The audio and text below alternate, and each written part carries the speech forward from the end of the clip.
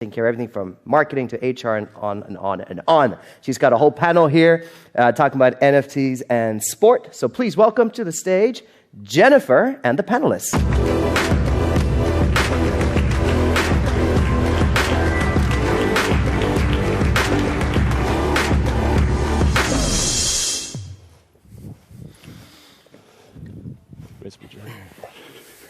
So, hello everyone and welcome to the panel NFT and Sports. So, before we jump into this discussion, I would like to invite my panelists to introduce themselves. Maybe we start with Toli. Okay. My name is Toli Markis. I'm the co-founder and owner of EX Sports, a blockchain-based mobile app and marketplace that we created back in 2019. With a very strong focus in esports. Myself, I've been in the sports industry for the last 17 years, promoting mostly combat sports. I started back in Thailand promoting Muay Thai events, then expanded into a little bit of jiu-jitsu, boxing, and now mixed martial arts. And over the last decade, I've also worked very closely with different sport federations in combat sports, including the International Federation of Muay Thai, Jiu-Jitsu, and now WACO, representing tens of millions of athletes in over 120 countries. And as an event organizer, I was always facing two main challenges. One of it being to look for new revenue streams, and virtual merchandising, including NFTs right now, obviously is on top of the list with all of the hype going on. But more importantly, and the reason why we built EX Sports is because we wanted to create a tool where we can increase fan engagement. Because it doesn't matter if you are Muay Thai, boxing, Jiu-Jitsu, Taekwondo, or whatever, fan engagement is always going to be the biggest challenge for everyone. And that's how we build it, by working together with the federations, with the organizers, allowing them to create NFTs for all of their athletes, so they can tap into these new revenue streams, but then more important, work with the same partners to create an ecosystem where we can keep the fan inside the marketplace and allowing the fan to redeem earned tokens or points just in case for engagement with the athletes and the federation and its partners. Oh God, it's in the audience. Thanks. Thank you very much, Toli, for this introduction. Hubertus? Yeah, Hubertus Stonehauser. I'm a partner in a venture capital firm in Dubai called Enabling Future. We invest in frontier tech, and 30% of our portfolio is in blockchain. We've invested in, layer one custodial solution, digital asset managers. Some of the companies being presenting partners of these events. One of them is Tezos, the Tezos Foundation. I'm also the chair of the board of the foundation, and happy to work with Dan on the NFT experience with Red Bull Racing. Hi, my name is Niklas Genovese, and I work at TokenGate. TokenGate is a security token issuance platform specialized on complex tokenization and development of token economies. And since I have a background in tennis, played professionally and on a collegiate level at the University of Miami, I decided to take over the sports vertical of TokenGate and busy developing a platform to connect fans with players and create an exchange of value through blockchains and revenue sharing tokens, as well as fan engagement tokens, inclusive NFTs fan engagement tokens. And why I did this is because as a player, it was evident to me that there's an economic mismatch between federation management, high-profile players, and anybody who's outside of the top 5 in the tennis world. Thank you very much. Dan, we have heard you before. Do you want to add something? No, I think they've heard me enough. Okay, thank you very much. So now we have set the basis for this panel and can jump into this conversation. The NFT market has grown last year tremendously, from 30.7 million to 2.5 billion in sales. That is a 200-fold increase. So I'm wondering, how is this growth affecting the sport industry? Who's going first? think it's good. There's definitely advantage because when we started back in 2019, we did a use case with the International Federation of Jiu-Jitsu in Abu Dhabi, presented it at the Sport Accord Convention to every decision maker of every sport federation, and out of 2,500 people in the room, including the IOC, there were only 2 people that had Bitcoin back then, right? So the good thing is that it really educates the market right now, plus also COVID really accelerated everything right now. So the federations, the organizers, they're much more open to technology. The disadvantage that I see is that there is a lot of high expectations now. So the same people that 2 years ago didn't understand nothing, didn't even know what Bitcoin is, they coming back to me right now and say, can we launch the NFTs? Can we make millions of dollars? You know, and I know it's not going to be so easy, right? And yeah, so this is the disadvantage, managing the expectations right now of all of the partners that didn't even know what we talked about last year. Thank you. I think the sports industry in general has a very interesting element, which is obviously a captive audience and a very loyal fan base.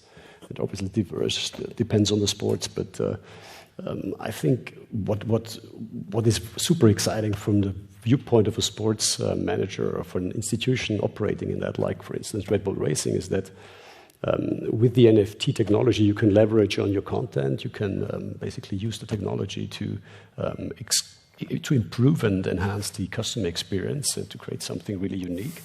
And from the side of the crypto industry, it's a great way to tap into new fan bases, to expand organically the ecosystem, if you want, or the use cases or the users of a particular project. So I think it goes both ways, and I think this will benefit primarily the sports industry, but also the blockchain or the crypto space.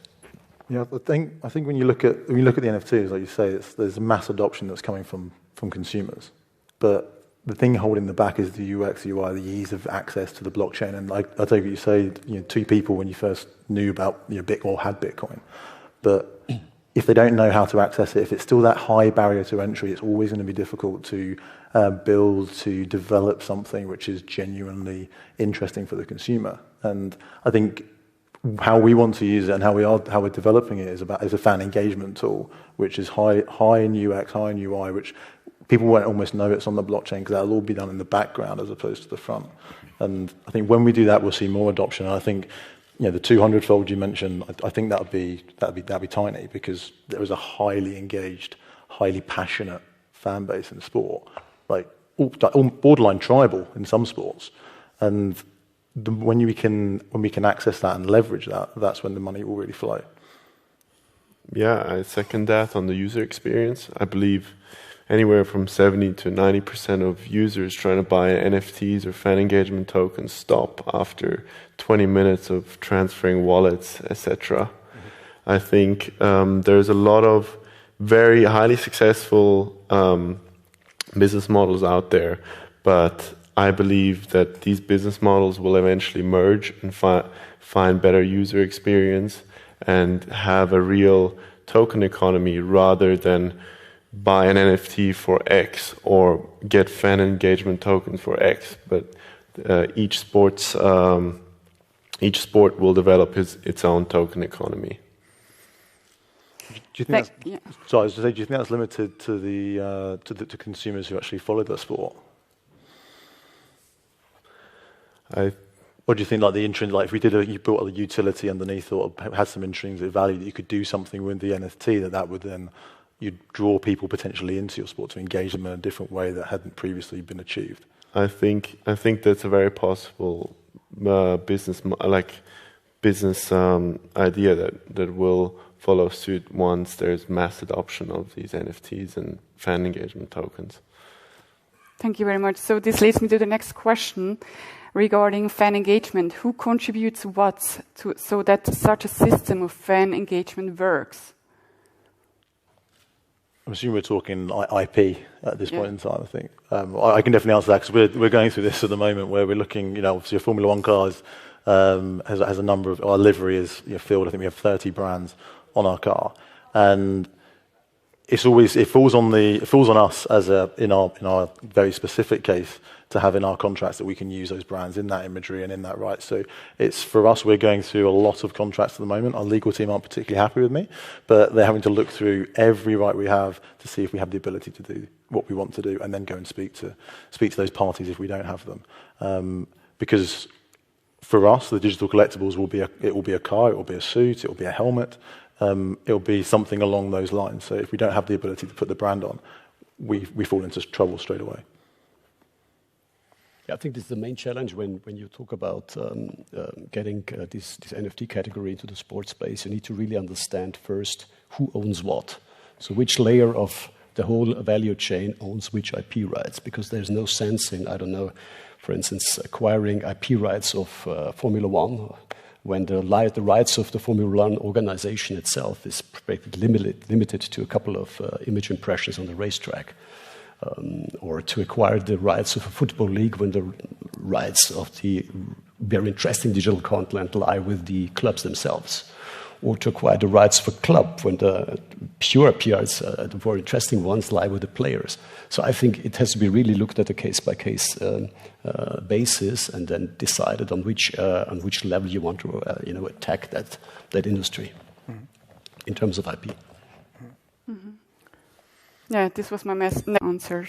Kind of. Do you want to add something? No, I think it's the tennis case is interesting. It's like everyone outside the top five is like it gives them the ability to create something themselves and go to market and create revenue stream, which effectively could potentially take out an agent's cut. Yeah, well, in tennis, it's funny. I think right now people approach the sports NFTs thing from a technical point of view and from a blockchain and NFT development point of view.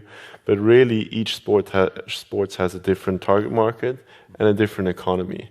So you talk to federations, they own media rights of, let's say, player A doing a between-the-legs shots at a particular tournament. Mm-hmm.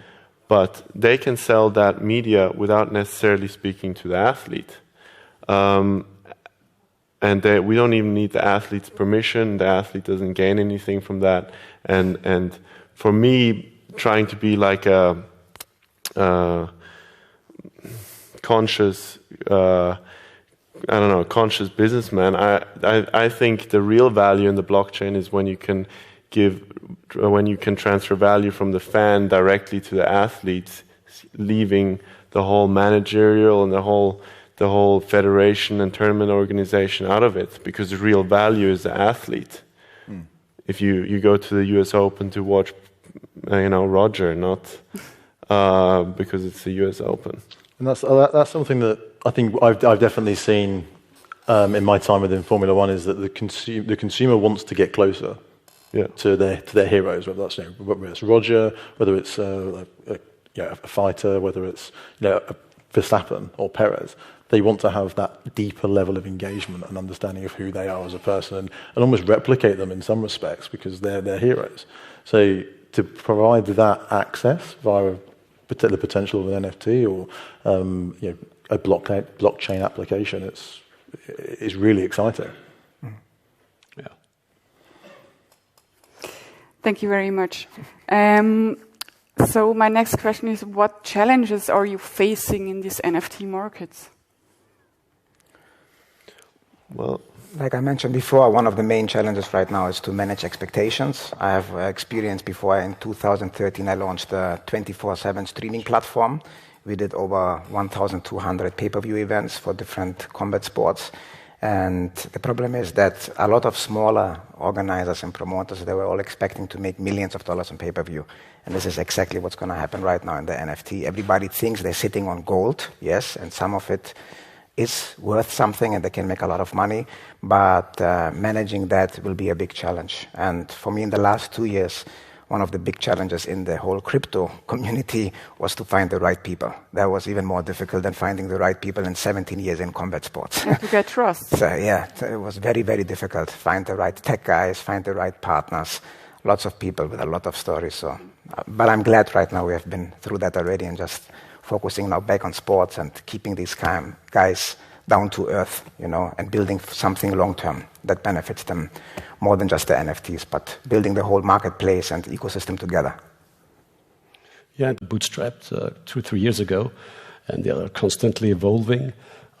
Gas fees need to be considered. So if the gas fee is more expensive and the creation of an NFT is more expensive than what you normally transacted, it's also of limited value to start with. So I think as blockchains evolve and the projects improve, this will obviously lead to broader mass adoption and also increase the reach. And another challenge that might be on the horizon that frankly I'm not sure who is really addressed it yet. It's probably the regulatory one. It might even, there are discussions going on, is an NFT potentially close to being a security or not? As of when is it a security? Can you fractionalize it? If yes, what does it mean? So I think these conversations are yet in the very early stages and are certainly could be a challenge in the future. Yeah, I second the securities issue. I saw a lot of cases. I see a case on a major NFT platform. If the secondary market issues combined with the regulatory issues will be addressed very soon, and as an industry there needs to be a solution, and that works closely with the user experience. Because you don't necessarily want to buy your NFTs on one platform with, with Ether or with Tezos or whatever, and then go and transfer your NFT into a secondary market. By that time, you have lost most of your customers. And that sort of easy fiat NFT back to fiat secondary market without losing customers is a regulatory and a user experience solution that needs to be worked out. That's something I suppose where I come from, the UX and UI side of things. Like that has to be so high that it takes all those complexities out of it. And I think our ambition is to start off as a have a custodial solution. Maybe, I'm not saying, there's certainly not a walled garden that, but a custodial solution where someone will hold it, and once they're educated enough and we've had the chance to talk to them and develop that knowledge, then they can take that out and they can opt for it to be a non-custodial entity. But in terms of the regulations, I think we're going to have to wait and see how that develops over the next, the coming months, because it is certainly a concern when you're going to market, and it could, you could end up with a class action lawsuit against you, or something could happen. There's a concern for any brand, especially one like Red Bull Racing, which has never had a negative press against it. So, we have to be very careful when we're taking IP to market, because it's quite challenging. And if you talk to any lawyer, they're always going to err on the side of caution as opposed to looking at the commercial value. Thank you very much. So as we have seen that the NFT market is growing so fast, so I'm wondering, is the NFT market a bubble? And how do you justify these loft valuations?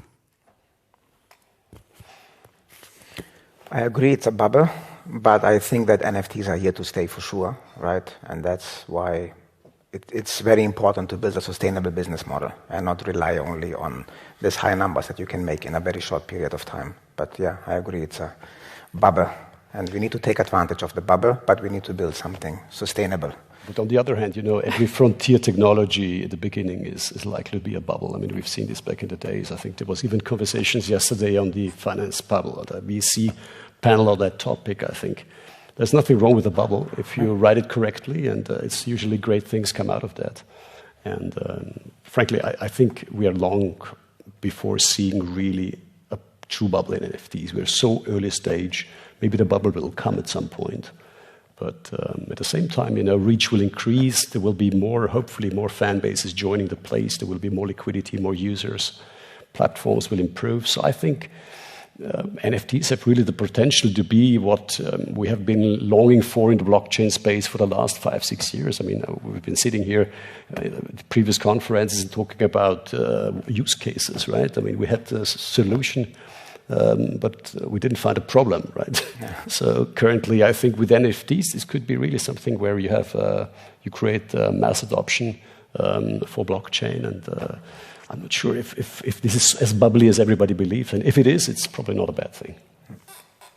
I mean, I would always categorize NFTs into the art market and into the sports market separately.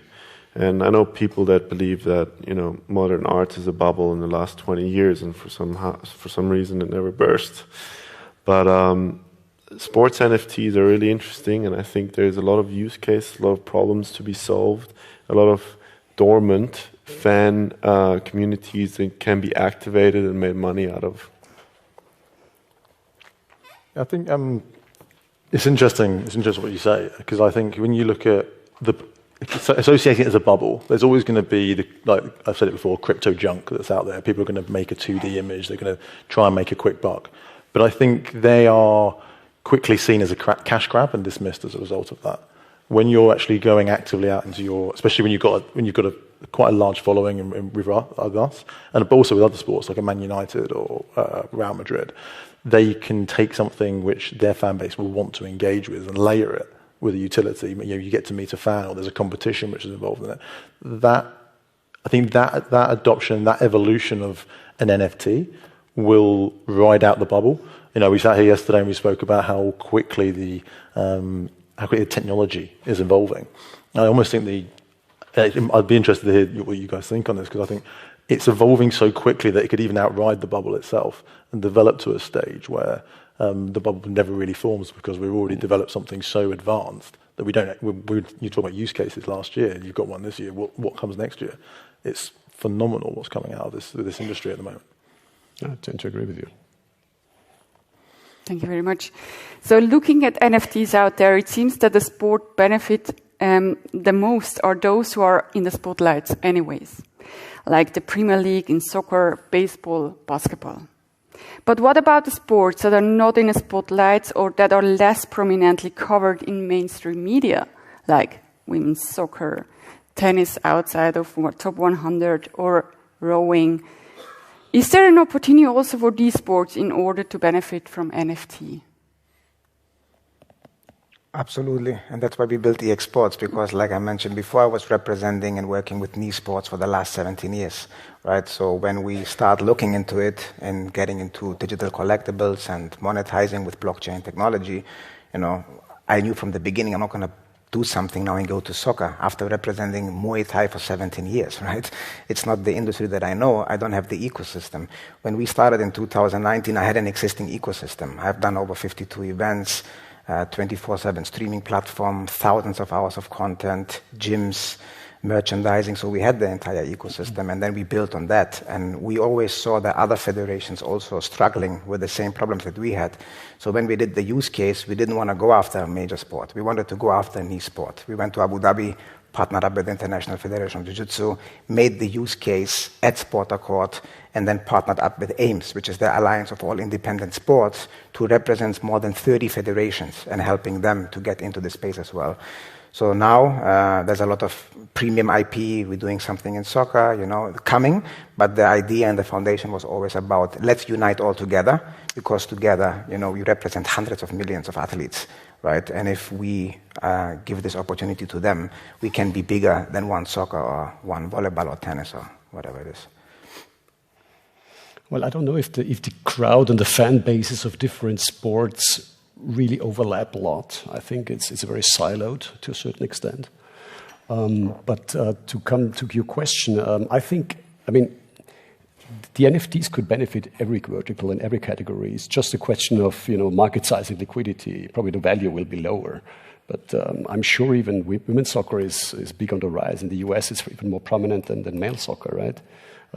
And I'm sure there are small sports like beach polo, which also have an audience, and maybe you can create something for them as well. Probably not with a liquid market platform that trades with the same volumes than for Formula One or for soccer or tennis, but maybe in a different way with OTC trades, where the market is price discovery is happening in a different fashion. I think there is no limitations on how small a sports space can be. At the end of the day, it's about collectors, right? So collectors, even if they collect something niche, there might be three others who have the same taste and who create some price, and that's all good. So I think, to answer your question, I think it's absolutely applicable to smaller and niche sports as well. Yeah, I mean, a big reason why I built Tennis Token was for exactly that reason, in the sense that a lot of the famous tennis players we know were reliant on like angel investors investing in them early, and the players giving away a percentage of the revenue. And there's still a lot of interest in that with less known players. And what was astonishing to us while I was working in the tennis space is I found that the betting industry is over 200 billion volume in transaction, and zero of that transaction, of those transactions are going to the player, to the federation, to the management, to the tournament organizer. So there's a lot of liquidity that in specific sports, definitely not all, can be tapped with new technologies done right. Well, it's quite a big task, but I'm sure we will find better solutions. I think any platform that's coming. I come from a minority sport. My background, in terms of as an athlete, was rowing. It's not the most. You're known every 4 years at the Olympics, and that's it. But I'd say when you look at any platform coming to a minority sport is a good thing. It's going to cast a different light on it, and even we say Formula One is like this big global entity. 6 years ago, the average age of a Formula One fan year on year was growing by 0.7 of a year. So it was an aging population. We saw Netflix just showing casting a different light on the sport. Numbers have soared. 30% fan base increase. Our fan has dropped from 26 to 17 as an average age because of the brand affiliation. I think any platform, anything that's going to cast a new light on a minority sport is a good thing and can help them showcase the extreme level of skill that it takes to get to an Olympics, and maybe help an athlete generate some money so they can don't have to have the angel investor. That can be a good thing. And overall, how you want to make these platforms accessible for everyone? So also that my grandpa can buy NFTs, or I think we're definitely driving that side. I mean, Red Bull Racing is we're trying to create it to be completely seamless, so that when you go on there, if you're a crypto skeptic, you can pay via fiat, you can pay via your credit card, and not know any of this is happening in the background, but it's minted. There's an ability to play and access our NFT, whether it's a playable, whether it's experience. I've said it a few times, but it needs to be open to a broad church, not just people who are dedicated crypto enthusiasts, because that is a defined, very small pool.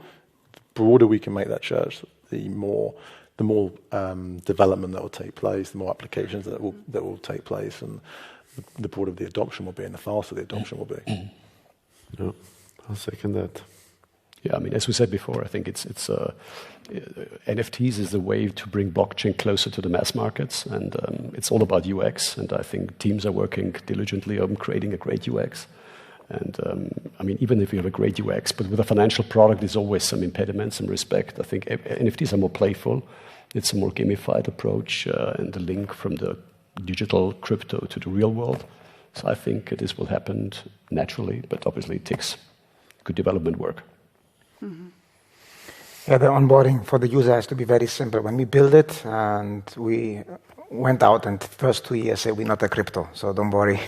It's like an in-game currency that you have to buy in order to buy any collectible. So it was very easy to explain to everyone. Especially we started after the last, market crashed when Bitcoin went down. So I had to be very, very careful doing use cases, presenting to the IOC, talking about crypto, talking about Bitcoin. So we always went out and say, listen guys, it's very simple for your users. We're not a crypto. You're buying it directly through your credit card. And then you can do just like any in-game that you're playing on Facebook. And people understand it, keeping it very simple.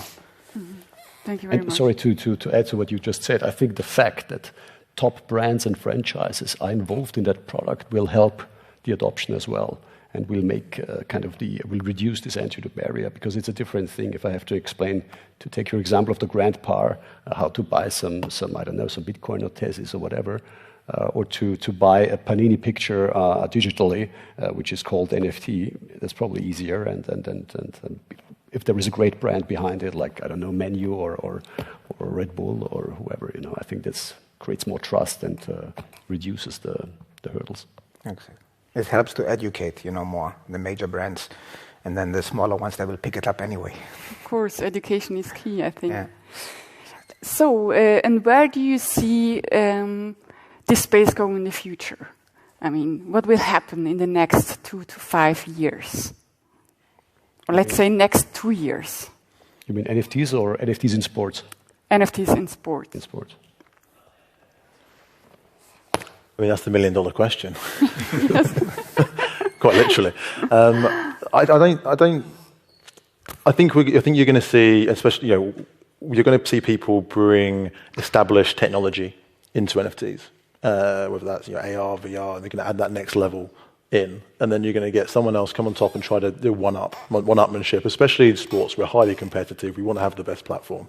We want to be doing the best, the coolest thing, the most engaging thing. So I don't know which way it'll go. I could see potential opportunities moving towards metaverse integration, where you can Oculus Rift and potentially join, watch from the field of play. Or I think technology outside of blockchain is developing so quickly at the moment that we'll see the real world and the cryptoverse, for want of a better phrase, kind of merge more. Is my gut instinct. I think metaverses are on the rise, and I believe that will have a natural push into NFTs as well, because you really engage in the metaverse with NFTs.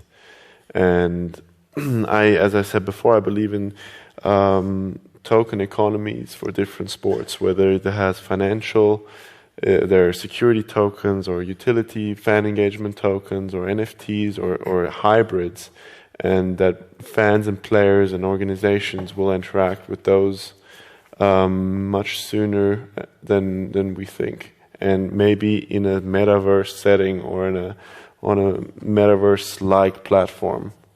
I think that's my 5-year prediction. I would say that a couple of years from now, all major sports franchises will have NFTs as a very important and key part of their marketing. This will be not just a niche, but this will be the cornerstone of their marketing and fan engagement. Mm-hmm. And I think also that large organizations and franchises need to think very carefully if they really want to outsource their content to third-party platforms just against a license fee, just to have these things ticked off, or create their own NFT experience and their own in-source, basically the knowledge, as it becomes a proprietary source of differentiation in the future. So I think this is in that sense what RBR is doing. I think is for a brand like Red Bull makes a lot of sense. It might make less sense for a small football club or for a small, federation. But I think it's important to understand and to embrace this technology and to get the knowledge internalized to be able to capture it full throttle. I think there will be a big intersection with gaming and esports, because before this whole NFT hype, one of the biggest topics on every sport accord convention, every federation, everyone was always about gaming and esports. Everybody wanted to come in. We start developing games, for our federation, fighting games. Now we're doing something with soccer as well. So now I'm looking back and say, okay, perfect. The NFTs that we can launch now with the same athletes, right? They can be used also later in the game. And I think that's going to, be a big thing in the future as well. And it's a perfect timing, like he said before, you're in the middle of the, hype right now, and you're looking what's going to be the next one, and how can you use what you're building now into the next hype, so you can always extend. And then also look back, what have you been planning in the last 3 years? One of the reasons why I moved to the Middle East 2 years ago is because we're merging with one of the leading esports brands to create the first hybrid event league where you have traditional sports and esports coming together. And now NFTs can be a very important tool into this as well. So, yeah. I think there's one application which we don't necessarily have as at Red Bull, because we don't have a stadium. But you look at sports team, United, Real Madrid, Juventus, the big teams. They they live off data. They want to understand and understand more about their fan base so they can target them better. And if you can create an NFT ticketing solution, which will becomes an NFT, or it's your ticket to get into the stadium, but it's also your NFT as a memento of the occasion. And we're seeing basketball teams create those at the moment and dropping them in the States of historic matches. So if you can go away and you can take that moment in time that I was there moment, that I think will be something will be adopted over the next few years. But I think it's getting to that stage where there is the UX and UI of the consumer for hundreds of thousands of people to not have that barrier to get to the stadium. That's the big barrier. Thank you very much, Dan. Unfortunately, our time is up. I would like to thank you for being here as a panelist and for the audience for listening. I will hand it over now to Dan. Thank you. Thank you so much. Thank you. All right, so we're going to have a conversation